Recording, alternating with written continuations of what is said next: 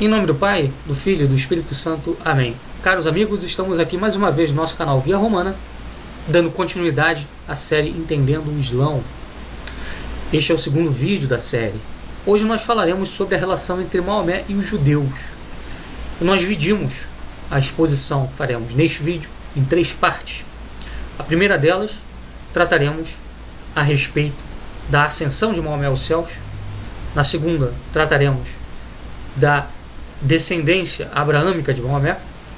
E na terceira, falaremos sobre a relação de Maomé com os judeus de maneira mais específica. Pois bem, nós vamos fazer aqui uma recapitulação breve do que nós dissemos no primeiro vídeo.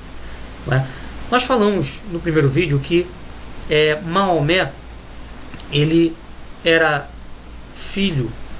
membro de uma tribo chamada Quraish, ou tribo dos Coraxitas, que era a tribo responsável pelo culto religioso na cidade de Meca, onde ficava um templo chamado a Kaaba, que era um templo ecumênico, reunia deuses de várias regiões da Arábia, e inclusive abrigava ali dentro imagens, figuras, representações de personagens de outras religiões, como por exemplo da religião judaica, como Abraão, e da religião cristã, como Jesus e Maria e etc. Ok? Então a Kaaba era um templo que reunia diversas religiões ali dentro, e os coraxitas cuidavam daquele templo. Para Meca havia uma peregrinação anual feita por devotos árabes, ok? E Maomé, no ano de 610, na gruta de Hira, começa a receber as revelações que darão origem ao Alcorão. Segundo a tradição islâmica, o anjo Gabriel teria revelado progressivamente a Maomé os versos do Alcorão durante as meditações, as contemplações que Maomé fazia nessa gruta de Hira. E Maomé teria levado estas frases iniciais do Alcorão à sua mulher Khadija. Khadija foi a primeira mulher de Maomé e ela era judia. Khadija então submete aquelas palavras que Maomé teria recebido a um tio seu, que era, se não nos enganamos, um judeu, um praticante do judaísmo. Khadija era judia, como dissemos. E segundo esse tio de Khadija, não havia nada de incompatível entre aquilo que Maomé tinha recebido e o que estava escrito no Antigo Testamento. Então isso foi suficiente para que Maomé começasse a formar em torno de si um núcleo, um círculo de discípulos, de seguidores. Esse círculo inicialmente se desenvolveu na cidade de Meca. Era um círculo pequeno, se limitava a amigos de Maomé e a parentes de Khadija, ou seja, era um círculo basicamente formado por judeus. Então os primeiros discípulos de Maomé foram judeus. Nós depois vamos esclarecer isso melhor, Vamos explicar por que foram judeus e qual a relação disso com a formação do Islã. Bom, Maomé começou a enfrentar muitas dificuldades por parte dos seus parentes, dos Coraxitas em Meca, porque ele pregava a ideia de um Deus único, e portanto rejeitava, repelia aquele culto politeísta que existia na Kaaba. Isso começou a atrapalhar bastante o poderio dos Coraxitas em Meca e começou a ferir os interesses da família, de maneira que Maomé começou a ser mal visto pelos familiares. Como o seu público inicial era formado basicamente por judeus e alguns árabes, que conheciam as escrituras judaicas do Antigo Testamento, Maomé vai fazer de tudo para passar a ideia de que ele era realmente um profeta. E qual era o critério, e qual é o critério, melhor dizendo, de profeta para um judeu? Para um judeu, para você ser um profeta legítimo, você precisa ser descendente de Abraão. Você precisa ter relação de descendência carnal com Abraão. O judeu não aceitaria jamais um profeta que não fosse de origem hebraica. É exatamente a partir daí que toda a mitologia islâmica vai ser montada. E a gente tem que entender bem isso para nós podermos compreender de maneira mais clara e precisa o que é o Islã. O Islã tem algumas tradições interessantes de serem analisadas. Por exemplo, para o islamismo, a Kaaba, que era aquele templo que existia em Meca, e que servia de culto, né, de lugar de culto para diversas divindades árabes e tal, originalmente teria sido erguida por Abraão e Ismael. Então existe uma tradição islâmica que diz, olha, a Caaba, né, ela foi erguida por Abraão. Então a Caaba seria o primeiro templo, né? A Caaba seria então mais importante que o templo de Jerusalém fundado por Salomão, né? Segundo a tradição islâmica, antes de Salomão, né, fundar o templo de Jerusalém, Abraão já havia fundado um templo para a adoração do Deus único na Arábia, né, no caso em Meca. Então Meca seria, digamos assim, o centro espiritual do mundo, correto? Hoje em dia, na Caaba, existe uma pedra chamada Pedra Negra, segundo a tradição islâmica, né, teria sido colocada ali também por Abraão, e seria uma pedra que viria da época de Adão, ok? Viria do paraíso, que ela teria ficado escura por causa dos pecados da humanidade, né? Então tudo isso ajuda a entender, né, a relação íntima entre Islã e judaísmo. Quer dizer, o Islã, quando nasce, ele nasce como, inicialmente, uma seita judaica, né? Um movimento dentro do judaísmo. E Maomé vai tentar passar a todo instante a ideia de que ele era um profeta, conforme a tradição dos judeus pedia, e que ele era um continuador de Abraão, ok? A ideia, por exemplo, de que Maomé teria ascendido aos céus tem a ver diretamente com isso. Existe uma tradição islâmica, né, que é comemorada todos os anos no mês de Rajab, no dia 26 do mês de Rajab, né, a chamada Miraj, que, segundo a tradição islâmica, é a ascensão do profeta Muhammad, tá, da mesquita de Meca a Jerusalém, ok? Então, segundo essa tradição, Maomé estava ali por volta do ano 620, enfrentando muitas perseguições em Meca por parte de seus familiares e dos seus compatriotas, e em um determinado momento, né, ele adormeceu, ok? E nesse adormecimento de Maomé, ele teria sido levado, né, pelo arcanjo Gabriel e colocado numa garupa de um cavalo celestial para ser trasladado a Jerusalém. Então, Maomé estava fazendo orações na Caaba, teria adormecido, teria sido acordado pelo arcanjo Gabriel, teria sido colocado no dorso de um cavalo celestial e levado para Jerusalém, tá? Essa viagem, né, de Maomé de Meca para Jerusalém, no dorso de um cavalo celeste, é chamada pelos islâmicos de Al-Isra, ou viagem noturna, tá? E ele teria parado no Monte do Templo, ou seja, no monte onde ficava o Templo de Jerusalém. Ok? Na época de Maomé, o Templo de Jerusalém já tinha sido destruído, né, há muito tempo pelos romanos, né, isso no ano 70, né, depois de Cristo. Maomé parou então no Monte do Templo, né? E ali, depois de orar por algum tempo, Maomé teria subido por uma escada.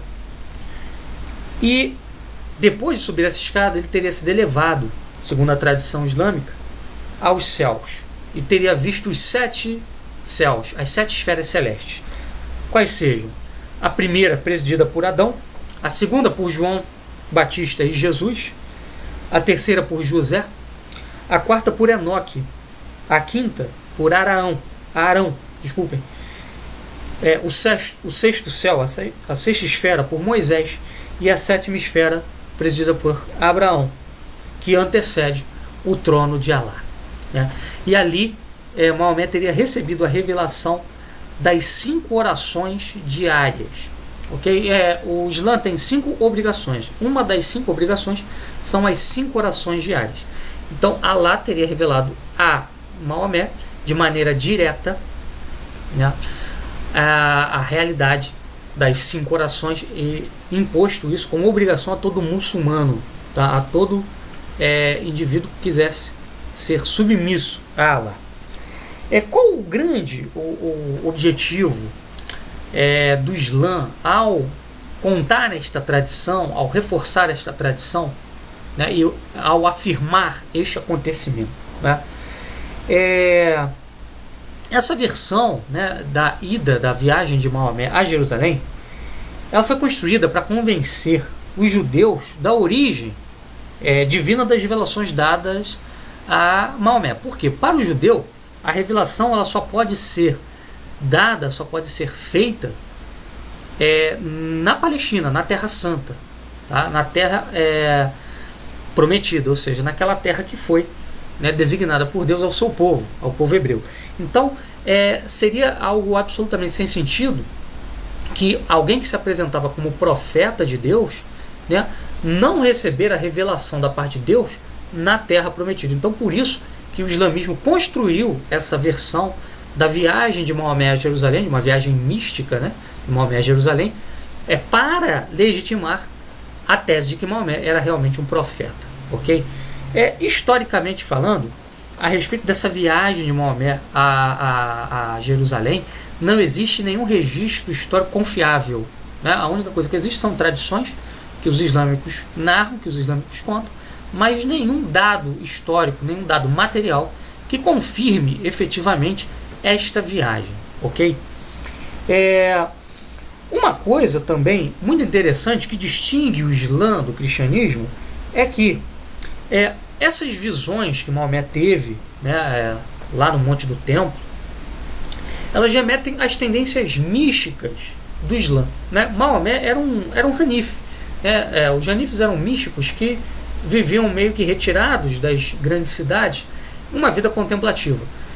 E Maomé ele copia um pouco esse estilo de vida dos Hanifes, né? E é justamente no momento de contemplação, na Gruta de Hira, que Maomé tem a revelação do Alcorão, né? Só que nesse caso, né, a revelação se dá por um anjo, né?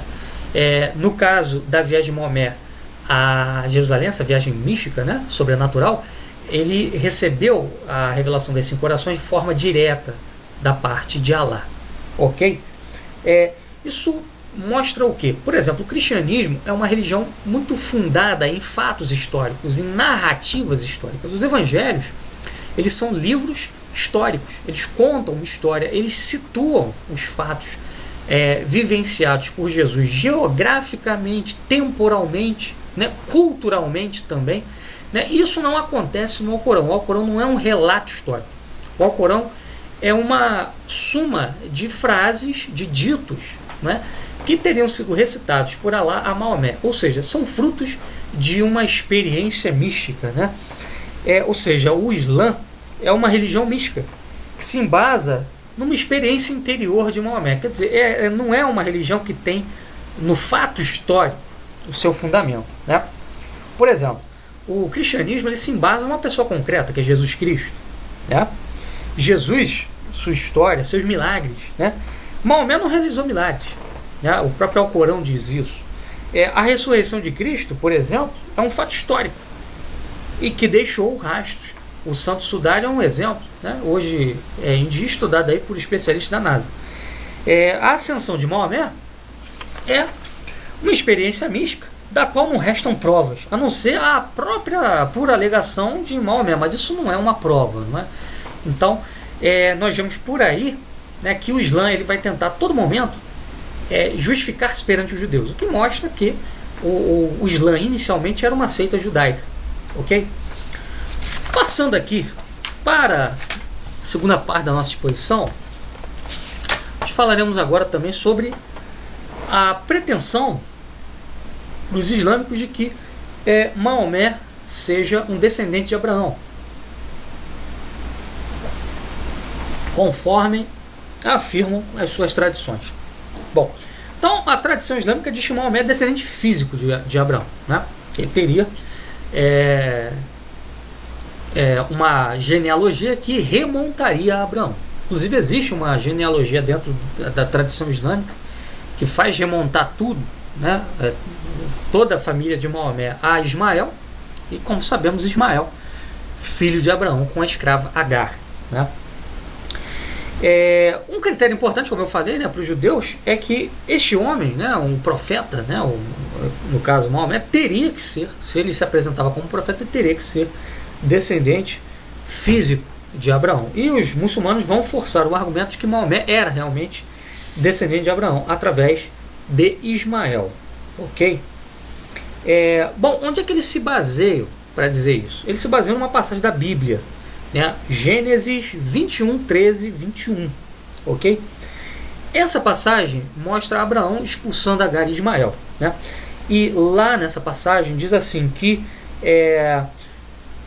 a mãe de Ismael, Agar, e o menino passaram a habitar no deserto, e ele habitou no deserto de Parã, e sua mãe tomou-lhe mulher da terra do Egito. É isso que o Gênesis diz em 21, 13, 21. Eu fiz aqui um pequeno resumo, né? Essa passagem também fala que eles teriam habitado no deserto de Berseba, tá? Bom, onde é que fica esse deserto? Os muçulmanos vão localizar esse deserto na Arábia. Vamos dizer, bom, sul, né, de Canaã, né, deserto de Parã, se refere, né, à Arábia. De fato, se você pega o mapa, a Arábia está ao sul de Canaã, ao sul da Palestina, mas bem ao sul, né? Imediatamente ao sul de Canaã nós temos essa região de Berseba, ok? Bom, segundo o especialista John Mackenzie, no seu livro Dictionary of the Bible, né, Parã, ou Parã, né, em hebraico, é o nome de uma região desértica, de fato, né? Parã, a qual a Bíblia se refere a uma região desértica. Será que essa região é a Arábia? Né? O nome do lugar também é El-Parã, né? Em algumas passagens da Bíblia é chamado de El-Parã, como por exemplo em Gênesis 14, 6.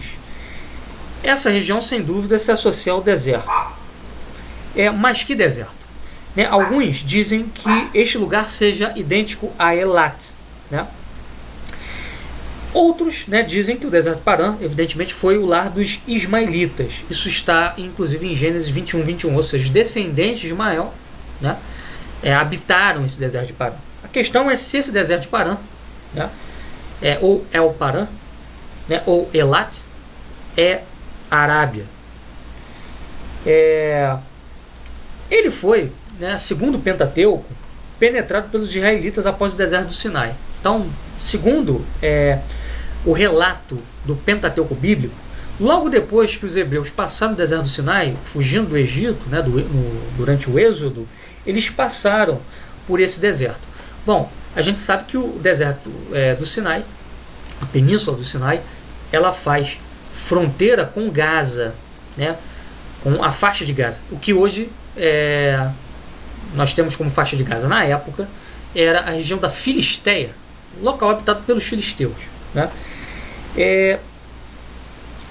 Segundo a Bíblia, eles acamparam ali por algum tempo, né? Isso está em Números 10, 12 e também em 13, versículo 3. Também em Deuteronômio, Parã é vagamente definido como um lugar no deserto, né? Em 1 Reis 11, 18, diz que Hadad de Edom passou pelo deserto de Parã em sua jornada de Midian ao Egito, tá? As montanhas de Parã, elas são um lugar onde a teofania acontece, né? Isso está em Deuteronômio 32, 2 e Abacuque 3, 3. Então é um lugar também onde Deus se manifestou.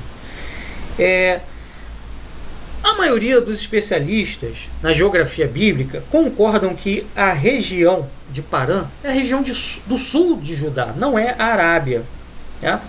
Seria a região do Negueb, ok? Que fica ao sul de Cádiz Barneia, ou a região de Berseba. Portanto, não tem nada a ver com a Arábia. Logo, essa tradição islâmica que diz que Ismael teria ido para a Arábia e que os próprios árabes seriam descendentes de Ismael e que Maomé seria descendente de Ismael, ela é uma verdadeira furada, historicamente falando. Então não há base nenhuma histórica para afirmar isso, nem com base na geografia, nem com base no relato bíblico, né? O relato bíblico deixa claro que esse deserto de Parã é uma região limítrofe entre o Sinai e Israel, ou seja, não tem nada a ver com a Arábia, que fica bem mais embaixo. Ok? Então, é mais uma mitologia que os islâmicos construíram para tentar justificar que Maomé era um profeta.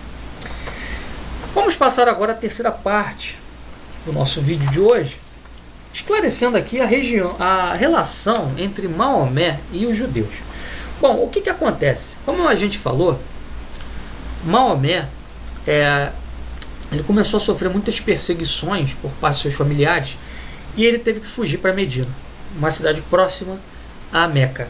Medina era uma cidade também importante da época, na região, uma cidade que abrigava cerca de 20 tribos judaicas, tá? Dessas tribos aí, as três mais importantes eram Banu Koinaká, Banu Nadir e Quraiza, que eram tribos que tinham se estabelecido nos arredores da cidade de Medina e que tinham fortalezas, tinham torres para proteger o território que controlavam, ok?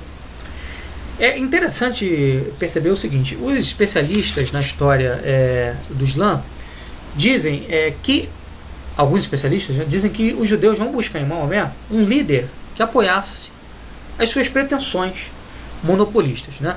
Então existia ali em Medina um conflito entre essas tribos judaicas e os árabes que viviam ali, né? Os judeus que ali viviam praticavam o comércio e buscavam um monopólio, seja financeiro, econômico, como também político, né? E Maomé, como ele foge para Medina, né, ele vai buscar justamente entre os judeus esse apoio, né? Porque, como nós dissemos, o primeiro círculo que abrigou, que apoiou, que ouviu, né, Maomé foi um círculo de judeus, né, relacionados à família de Khadija, sua mulher. Então ele busca nesses judeus de Medina um apoio, né, até porque eles precisavam de um líder que pudesse, né, apoiar a pretensão que eles tinham de domínio, ok? Evidentemente seria muito mais fácil para Maomé conseguir a audiência desses judeus do que dos árabes de Medina, porque os árabes, né, que eram seguidores de Maomé, eram poucos, e como os corexitas tinham uma grande influência política, né, a visão que se tinha de Maomé era uma visão negativa dentro ali da região, né, não era uma visão muito positiva em relação a ele. Então é bastante provável, né, que Maomé tenha buscado primeiramente a audiência desses judeus ali em Medina. Bom, o que acontece? Existe, por exemplo, um fato que mostra isso que nós estamos dizendo, que foi a conversão de Abdullah bin Salam. Abdullah bin Salam foi um dos primeiros medinenses conversos ao Islã e ele era judeu. Né? E conta, por exemplo, o Aminuddin Muhammad, que é um especialista em história islâmica, né? Ele é muçulmano, que quando o Maomé chega a Medina, muitos judeus o reconheceram como o profeta prometido, né? Porque os judeus, eles tinham uma expectativa. Qual era a expectativa dos judeus? A da vinda do Messias, né? Os judeus esperavam a vinda do Messias. Eles acreditavam que Jesus não era o verdadeiro Messias, então estavam ainda à espera. Então nada mais natural do que Maomé se apresentar como este Messias esperado, como este profeta que viria, né, que havia sido anunciado, né, no Antigo Testamento pelos profetas de então. Então é evidente que isso ajudou e muito na recepção de Maomé por essas tribos judaicas em Medina, né? Enfim, uma coisa também interessante, mostra que ajuda a demonstrar essa hipótese da qual nós estamos partindo, né, de que o Islã inicialmente foi uma seita judaica, é de que Maomé, quando chega em Meca, né, e estabelece a sua liderança ali, o seu público, né, um círculo grande de discípulos, ele vai fazer um pacto com os judeus, né? Interessante. Por que ele faz um pacto com os judeus? Ali havia também cristãos, né, mas ele só faz um pacto com os judeus, né? O que esse pacto dizia? Esse pacto ele trazia 3 pontos principais, né? Primeiro, que o sistema de retaliação e indenização que está sendo praticado vai continuar, quer dizer, era um sistema que favorecia bastante os interesses dos judeus. Segundo, os judeus vão ter liberdade religiosa e ninguém terá o direito de interferir nos seus assuntos religiosos. Isso trazia também uma segurança, né, para a vida religiosa dos judeus.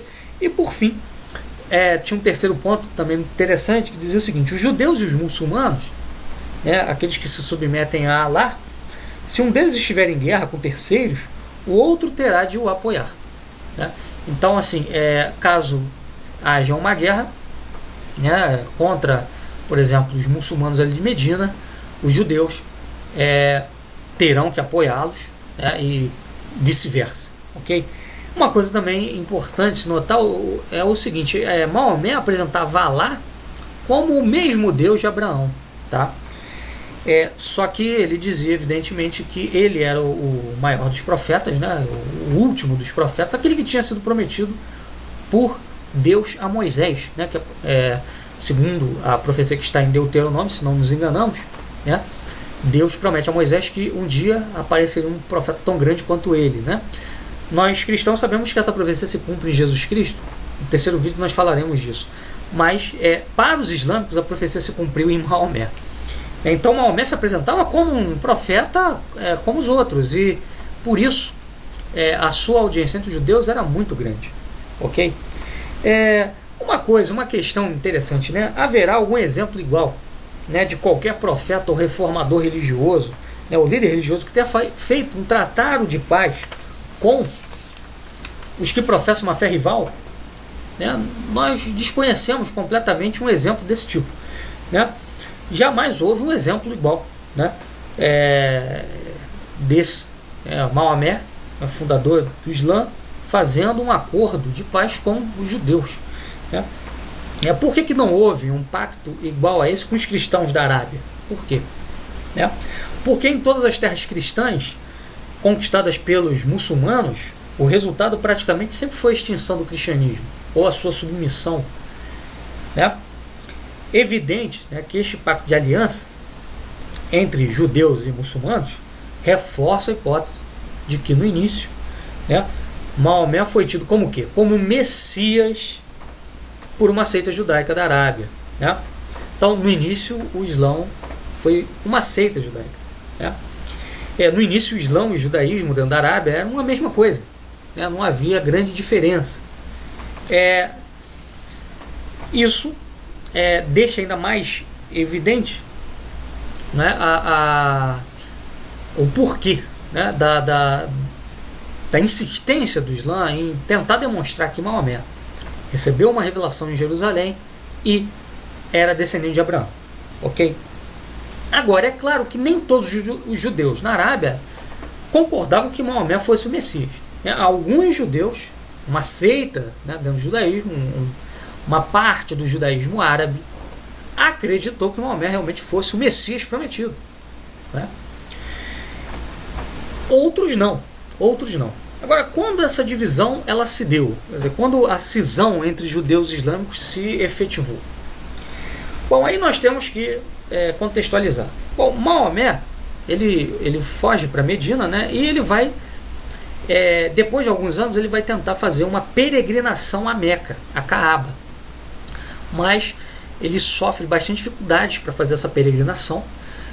E aí, no fim das contas, ele faz um acordo com os habitantes de Meca, de maneira que ele garante, através de um tratado de paz, né, que ele possa peregrinar a Meca para adorar Alá na Caaba com os seus discípulos, com os seus seguidores, com os demais muçulmanos, né, que vinham de Medina. Bom, esse tratado dá certo por um tempo, mas depois ele acaba sendo rompido. As hostilidades entre os muçulmanos de Medina e os coraixitas de Meca volta, né, a acontecer. E conta também uma tradição, né, que Maomé, nesse meio tempo, nessa confusão aí toda, né, ele durante um banquete ele acaba sendo envenenado, né, por uma mulher judia, né? E 3 anos depois desse envenenamento ele iria morrer em decorrência da ação do veneno no seu organismo, tá? Bom, então isso teria acontecido pelo seguinte, né, alguns judeus alguns judeus, né, mais ortodoxos, né, alguns rabinos mais ortodoxos, né, não teriam aceitado, né, a ideia de que Maomé, não teriam engolido a ideia de que Maomé era descendente de Ismael e de Abraão, né? Maomé não conseguiu convencer todos os judeus. E outra coisa também importante ser notada aí é que, embora Maomé fizesse todo um esforço para parecer um profeta dentro daquela linha abraâmica para os judeus, ele fazia um jogo duplo com os judeus. Quer dizer, ele se valia do apoio dos judeus para fortalecer o Islã, mas ao mesmo tempo não dava aos judeus o que eles queriam. O que os judeus queriam? Eles queriam, né, a fundação de um reino judaico na Arábia. Tá? Isso o Aminuddin Muhammad fala bem em sua obra. Né? Os judeus pretendiam que Maomé desse a eles a primazia sobre uma Arábia futuramente conquistada e unificada em torno do Islã. Como Maomé não pretendia fazer isso, né? O Maomé queria entregar o poder político e econômico e religioso aos árabes, né? E não tampouco exatamente aos judeus, né? Acabou havendo uma cisão, uma ruptura entre muçulmanos e judeus. Ok? No início, né, o que acontece? Houve também uma controvérsia, né, no início do Islã, porque Maomé, além de não querer dar essa primazia aos judeus, ele também via Jesus como profeta. E os rabinos mais ortodoxos não toleravam isso. Né? Para os rabinos mais radicais, né, nem isso se podia tolerar. Né? Cristo, nem como simples profeta, né, podia ser considerado. Né? Cristo era visto como um herético, né, um amaldiçoado. Maomé via Jesus como profeta. Né? Agora, de onde vem isso? Dentro do próprio judaísmo existe uma controvérsia. Né? Por exemplo, o Rabi Eliezer, que foi um rabi do século II, ele admitia que Jesus teria um lugar no mundo vindouro. Né? No dia da ressurreição final, segundo o Rabi Eliezer, Jesus seria inocentado e seria visto como um profeta do povo hebreu e tal. Então existia também essa tradição dentro do judaísmo, mas que acabou sendo marginalizada à medida que judeus e cristãos foram se separando e posições foram se radicalizando. Né? Então, assim, para esses rabinos, o fato de Maomé se referir a Jesus como um simples profeta, mesmo que fosse apenas um simples profeta, já era o suficiente para mostrar que Maomé não era o Messias esperado. Muitos podem se perguntar assim, agora como que os judeus podem ter se enganado em relação a Maomé ser um Messias? Bom, Jesus tem uma profecia em que ele diz o seguinte, isso está lá no Evangelho de João, se eu não me engano, no capítulo 6. Ele diz assim, eu vim em nome de meu Pai, vocês não me receberam. Virá em seu próprio nome, vocês o receberão. Jesus aí se refere ao anticristo. Mas houve vários anticristos ao longo da história. Né? Maomé é um deles, né? Porque Maomé se apresenta como profeta prometido, ou seja, como Messias prometido. Coisa que ele não é, evidentemente. No terceiro vídeo nós falaremos melhor a respeito disso. Então, o que acontece? Como os judeus não receberam o verdadeiro Messias, Deus retirou dos judeus, né, o seu favor, e sobre eles desceu um espírito de cegueira. Tanto que ao longo da história judaica eles receberam vários falsos messias. Um deles foi o Sabatai Tzev, um caso muito famoso do século XVII. Né? Sabatai Tzev dividiu também os rabinos. Né? Alguns acreditavam que Sabatai era realmente o Messias, outros diziam que não. Ele se apresentava como tal. Né? O Sabatai, ele reuniu multidões de judeus no mundo inteiro, né? Que se abandonaram tudo, né? E foram para a Palestina, a fim de que o Sabatai estava liderando uma marcha triunfal, né, até Constantinopla, onde ele dizia que lá ele conquistaria a cidade de Constantinopla, né, que era a capital do Império Turco Otomano, converteria o sultão, né, e depois disso, com a força militar do sultanato, ele iria invadir a Itália, né, e destruiria, né, o papado e o cristianismo, a Igreja Católica. Né? É interessante isso. O grande objetivo do Islã, né, e do judaísmo, né, sempre destruir o papado e o cristianismo, no caso, né, a Igreja Católica. Por que será? Né? Então, o Sabbatai fez essa marcha, né, mas quando ele chegou lá em Constantinopla, né, na hora H ele foi preso e tal, ele acabou renegando o judaísmo e se converteu ao Islã, se fez muçulmano. Né? Foi uma grande decepção para os judeus, né, que acreditavam, né, que ele fosse o Messias. Né? O caso Maomé é o mesmo, quer dizer, um caso parecido, né? Quer dizer, de mesma natureza. Né? Quer dizer, um pseudo-messias aceito inicialmente por rabinos fanáticos, né? Depois, consequentemente, vem o abandono e a decepção. Né? Então, assim, no princípio, o Islã esteve profundamente envolvido com o judaísmo. Né? Daí também, né, o seu antitrinitarismo radical. Quer dizer, o islamismo insiste muito na ideia de unidade de Deus, no sentido de que, olha, se Deus é uno, ele é absolutamente uno, ele não pode ter nele 3 pessoas. Então o cristianismo seria, no fundo, para o islâmico, uma apostasia, não seria nenhuma heresia, uma apostasia, ou seja, seria a negação do Deus verdadeiro. Tá? Essa é a posição que eles têm a respeito de nós cristãos. Né? Esse envolvimento entre Islã e judaísmo foi rompido, né, depois de uma breve aliança, e depois os grupos se separaram, passaram a anatematizar uns aos outros, né, e ambos passaram a dizer-se traídos uns pelos outros. Né? Mas Israel se considerou enganado e traído pelo profeta que alimentou, que apoiou, e Maomé e os árabes se sentiram traídos pelos judeus que haviam assinado um acordo com eles. Né? E, bom, o fato cabal dessa ruptura foi justamente o envenenamento de Maomé, né?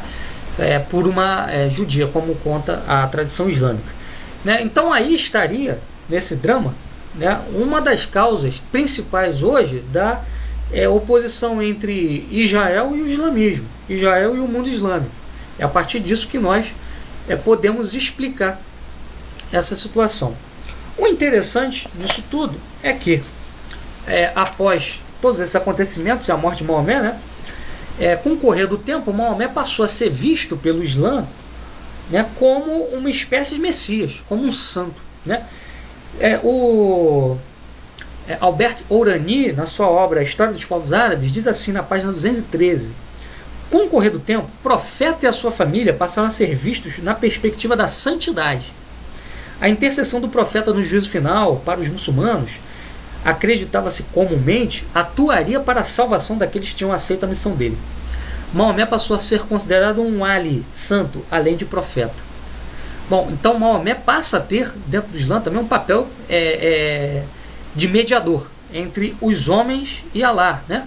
Ou seja, ele substitui efetivamente e se coloca, né, no lugar de Jesus Cristo, o único redentor providenciado por Deus para os homens. Né? Ele que é o Filho de Deus. Verdade essa que os islâmicos não aceitam. Ok? Pessoal, espero que este vídeo tenha sido esclarecedor. Nós continuaremos a nossa série. Né? No terceiro vídeo falaremos sobre essa pretensão do Islã de que Maomé seja o profeta prometido